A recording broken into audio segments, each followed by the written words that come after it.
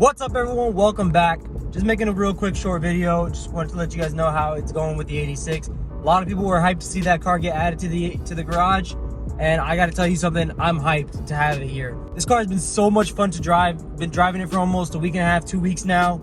I've put about 600 miles on it already. I do a lot of driving on a daily basis. That's why I wanted to give you guys a quick review. I mean, I put a lot of miles on it. I've been in the car a long time now, even in a little 1 week span, but there's a lot about this car I've already noticed. A lot of things that I like, a couple things that I dislike that can be fixed, some can't. Just gonna go real quick through the car, showing you guys all the features, everything it comes with, and how awesome this car is to have. Honestly, along with the cons that it has, it's still an amazing car. I love driving it. I love having it as my daily now.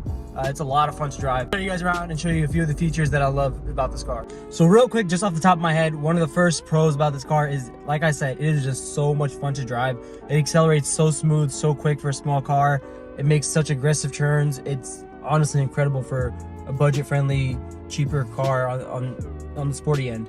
I was considering going a little bit higher, looking at Supras, looking at the new Z, but I wanted to stay cheaper just because I do plan on modifying this car later on and it won't end up being my daily, but that's not till years down the line. A couple other pros to this car is it does have a nice touchscreen infotainment center.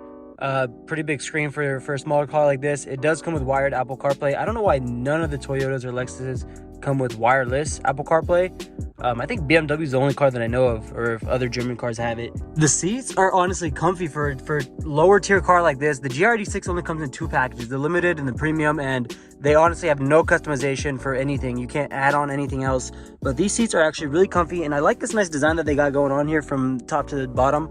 But I went on a couple long drives already with it. I've been on a couple hour and a half long drives, and I gotta say they're really comfy seats and I have no complaints on them. Of course, the rear seats on this car are absolutely pointless. I tried getting back there, seeing how much space I would have. You have no room at all for any space. I couldn't even turn my foot around when I got in there. If you're expecting to get any space on a coupe, I don't understand why you're even looking at coupes. But you know, my RCF, you actually can fit a full size adult. Like, I fit comfortably in the RCF. I can fit my entire leg and everything in there.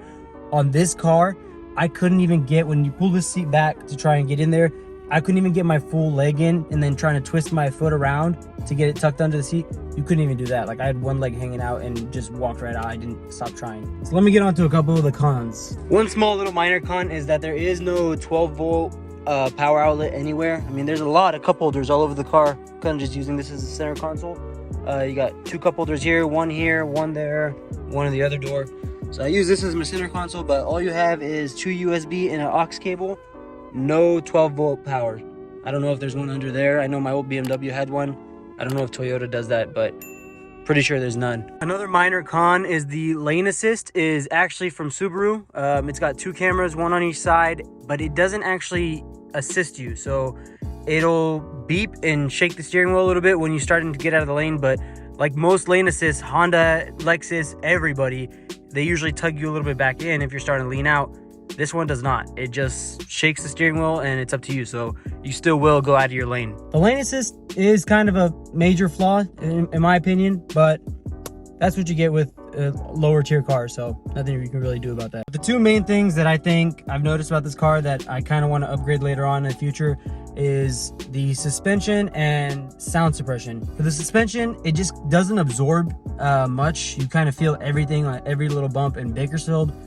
And California freeways are full of potholes, full of bumps, so there's a lot of shaking, rattling around, and you feel all of it in this car. So I have talked to a buddy of mine that has this car. He's on bags right now. He said it upgraded it a little bit and made it better.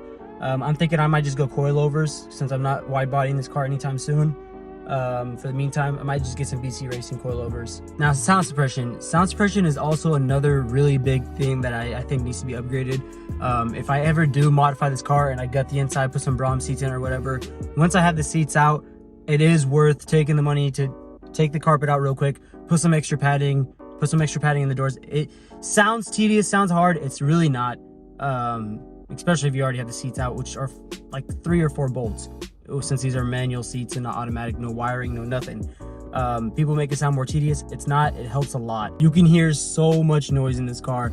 I don't know if it's just me used to being in luxury cars, but I've had a Nissan Altima, I've had a Honda Accord.